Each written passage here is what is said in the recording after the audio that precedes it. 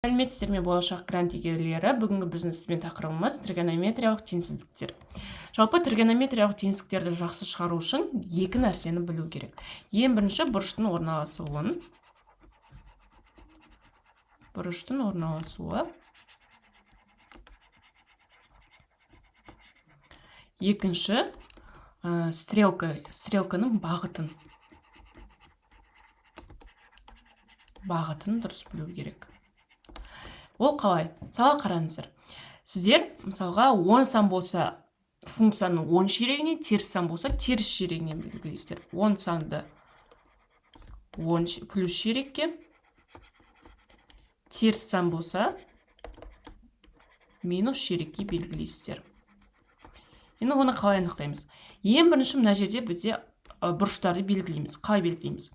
Мынау бізде бірінші ширек, екінші ширек, үшінші ширек және төртінші ширек.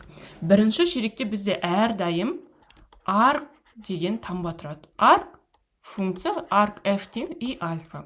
Арк функция альфа. Ал мына жақта, мына екінші ширекте бізде, мына жерде пи тұрады ғой.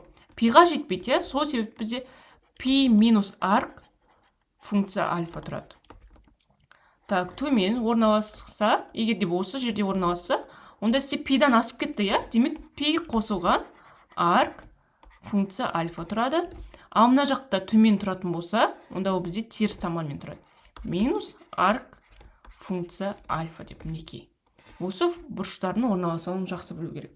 Және де, егер де сіздердің теңсіздіктеріңіз функцияны үлкен деп қарастырса, осылай қарастырса, онда сіздер 10, яғни плюс ширек жақты боясыздар. Плюс ширек жақты. Егер де функцияңызды теріс деп, яғни кіші деп қарастырса, онда минус ширекті бағытын боясыздар. Мынау уже екінші алгоритм, бірінші орындайтын нәрсеміз. Арк альфа пи минус пиға жетпей, пидан асып кетіп, пи плюс мұнда минус арк альфа. Енді осыған мысалдар шығарайық. Мысалға теңсіздікті шешіңіз дейді. Синус 7х кіші түбірасты 1 бөлінген түбірасты 2. Бұны шығармастан бұрын ең қарапайымнан бастайық. Синус х үлкен түбірасты 3 бөлінген 2 дейік. Бірінші мен градус анықтаймын. Бұл менде қандай градус? Түбірасты 3 бөлінген 2 дегенім, ол бізде 60 градус, синуста. Белгілеймін. Мына жерге белгілеймін. 60 градус деген пи бөлінген 3. Синустың таңбасы плюс, минус, минус. Плюс сан беріліп тұр, демек плюс жаққа белгілеймін. Осы жерге белгілеймін. Минус сан берілсем, төменге белгілейтін едім. Так, мына жаққа қалай жазатын едім? Пи тұрады. Пидан асырмай, пи минус пи бөлінген 3 деймін. Сонда 2 пи бөлінген 3 шығады. Енді бірінші нәрсені орындады. Екінші, сізге айтады, синус үлкен болса, плюс жақты ойымыз. Мына функция үлкен болса, плюс ширек жақты. Бізде функциямыз үлкен, демек плюс ширек жақ. Төмен ба, жоғары ма? Төмен бізде уже минус жақ, мына жақ минус. Жоғары бізде уже плюс жақ болғандықтан, кіші нүктеден жоғары нүктеге дейін бояймыз мына бағытты. Мынау біздің бағытымыз, сағат тіліне қарсы. Сонда біздің жауабымыз x жатады, пи бөлінген 3-тен плюс 2 пикадан, каждыйна 2 периодымыз 2 пидан қосамыз, 2 пи бөлінген 3-тен 2 пикаға дейінгі аралықта деп. Жай белгі, демек жай жақшаны саламын. Осылай шығарылады екен. Так, тангенсқа шығарып көрейік мысалға. Немесе мына синус 7х шығарып көрейік, давайте. Мысал үшін бірден тангенсқа секірмейік.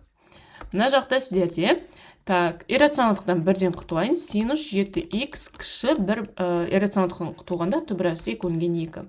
10 сан беріліп тұр, синустың таңбасы ондары жоғарыда тұрады. Белгілеймін. Ол менде 45 градуста, мына жақта пи минус пи бөлінген 4, яғни 3 пи бөлінген 4-те. Сіздердің функцияларыңыз кіші болып тұр. Демек, мен кіші болса, синуста минус ширек жақты бояймын. Ол төмен жақ міне, осы жақты бояймын. И стрелка менде сағат тіліне қарсы болады мінеки. Сонда 7х аргумент менде жатады. Так, 3π бөлінген 4-тен, мына стрелканың басынан, мына стрелкаға дейінге 2 пика, пи бөлінген 4-тен 2 пикаға дейін.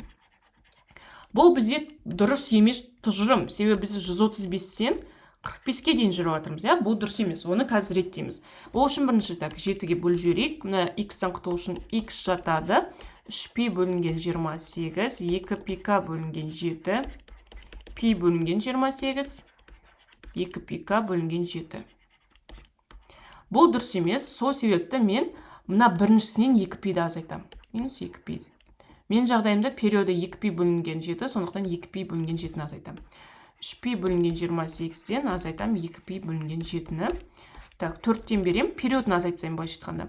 3π азайтамын 8π бөлінген 28, минус 4π бөлінген, минус 5π бөлінген 28. болады, иә? Сонда x жатады, мен жағдайымда минус 5π бөлінген 28, плюс 2πk бөлінген 7, π бөлінген 28, плюс 2πk бөлінген 7 деген жауапта жатады екен. Келесі тангенспен шығарайық. Так, давайте бірінші косинус шығарып тастайық. Косинус 4х-ті жазып қоямын. Синус π бөлінген 60 градуста бізде түбірасы 3 бөлінген 2-ден. Косинустың таңбасын жазып қояйық. Плюс, плюс, минус, минус. Плюс таңба, плюс мән беріп тұр, демек плюсқа белгілеймін. Жоғарыға белгілейтін болсам, қай градуста түбірасы 3 бөлінген 2? 30 градус ол π бөлінген 6-да. Мына жаққа төменге минуспен түседі, минус π бөлінген 3. Так, функциям үлкен болып тұр, демек плюс ширек жақ. Так, қарасақ, сол жақ бізде минус жаққа жауап беріп тұр, ал оң жақта бізде плюстер тұр. Демек, оң жақты бояймын. Мына белгінің оң жақтын бояймын. Мына линияның. Кіші болса, мына сол жағын боятын едім. Енді сағат тіліне қарсы бағыт жасайым. Сонда менде минус π бөлінген 3, міндетті түрде 2πk, сосын π бөлінген 6 плюс 2πk-ны аламын. Тік жақша, квадрат жақша, себебі қатаң емес белгі, бізде және ол 4х жатады екен. Сонда 4-ке бөлемін, x жатады, минус π бөлінген 12 қосам πk бөлінген 2, π бөлінген 24 қосам πk бөлінген 2 деген аралықта екен. Келесі тангенсті шығарайық. Бұл үшін ықшамдап алайық. 4 тангенс 3х минус π бөлінген 4, үлкен 4-тен 4-ке бөлемін. Тангенс 3х минус π бөлінген 4, үлкен 1-ден, е? Тангенсті басқаша, жаңағыдай таңбасын салайық, плюс минус, е, тангенстікі. Бірақ бізде бұл жақ бір ретті, бір текті плюс болмағандықтан, яғни араласып тұр ғой, сол себепті мен жарты шеңберді қарастырамын. Дәлірек айтқанда, мен именно мына жарты шеңберді қарастырамын. Мына жарты шеңберді. Мінеке. Мына жерде менде міндетті түрде π бөлінген 2 тұрады, ол ешқашан жауапқа кірмейді шекарада. Мына жерде міндетті түрде минус π бөлінген 2. Енді кеттік. Бірді анықтайық. Бір ол бізде плюсы, плюс жаққа белгілеймін. Қай мәнде? π бөлінген 4-те, е, плюсты береді. Тангенсім үлкен ба? Үлкен болып тұр, демек плюс жақ, жоғары бізде плюс болып тұр. Жоғары жақта. Минус болса, мына минус жаққа қарай кететін. Сағат тіліне қарсы бағыт. Сонда π бөлінген 4 плюс πk болады. Себебі біз жаңағыдай толық шеңбермен жұмыс жасамаймыз. 2πk деп алатындай, синус косинустағыдай. Біз бұл жерде жарты шеңбермен жұмыс жасағасын πk-ны аламыз. π бөлінген 4 плюс πk және π бөлінген 2 плюс πk-ны аламын. Және бұл аргументі 3х минус π бөлінген 4-те жатыр екен. Мына жерде 2, е? Енді бірінші минус π бөлінген 4-ті жақшаға плюспен кіргіземін. π бөлінген 4 қосам π бөлінген 4 плюс πk. π бөлінген 2 қосам π бөлінген 4 плюс πk. 3х жатады. Мына жерде 2π бөлінген 4, ол π бөлінген 2 қосам πk. Мына жерде 90-ға 45-ті қосам 135 болады. 3π бөлінген 4. Так, қосам πk. Және 3-ке бөліп жіберемін. Сонда x жатады. π бөлінген 6 қосам πk бөлінген 3. Және π бөлінген 4 қосам πk бөлінген 3 деген аралықта екен. Келесі котангенспен шығарайық. Котангенста мен қалындай жарты шеңбер. Тоже плюс-минус, плюс-минус. Ойлаймыз, котангенстен тангенстің мәндері бірдей ғой. Сонда оны тоже мына жанына оң жаққа белгілеймін бе деп. Жоқ, онда біз мына жоғары жағын ғана қарастырамыз. Себебі бізде котангенстің арккотангенс ол π минус қой. Демек, мына π-ға жеткізбей. 0 мен π-дің арасына қарастырамыз. 0 мен π ешқашан жауапқа кірмейді шекаралары. Так, мына жерде 12-ке бөліп жіберетін болсам, котангенс 9х кіші нетен 0-ден. Мына жер и так понятно, айтып тұр. 0-ден кіші аралық. 0-ден кіші ол бізде минус қой. Минус ол бізде мына жерде тұр, мына π бөлінген 2-ден. Сонда π бөлінген 2-ден π-ға дейін деп белгілеймін. 9х жатады. Минус π бөлінген 2-ден плюс πk. Және π плюс πk-ға дейін. Енді қарайық. π бөлінген 2 жауапқа кіреді ма жалпы? Котангенс π бөлінген 2-де табылады ма? О бізде cos пи бөлінген 2 бөлінген sin пи бөлінген 2, иә? О бізде так, мынау 0, 1 табылады, иә? Яғни жауапқа кіргізем минус пи бөлінген 2-ні. Хорошо, енді 9-ға бөліп жіберейік. X жатады минус пи бөлінген 18 плюс пк бөлінген 9, пи бөлінген 9 қосам пк бөлінген 9 деген аралықта екен. Енді мына есепті шығарайық. Так, синус пен косинус көбейтіліп тұр. Аха, көбейтінді формуласына жатсақ болады, немесе давайте 2-ге көбейтіп жіберейік. 2-ге көбейтсем, 2 синус x қосылған пи бөлінген 6, косинус x қосылған пи бөлінген 6, үлкен 2-ден 1 дегенді аламын.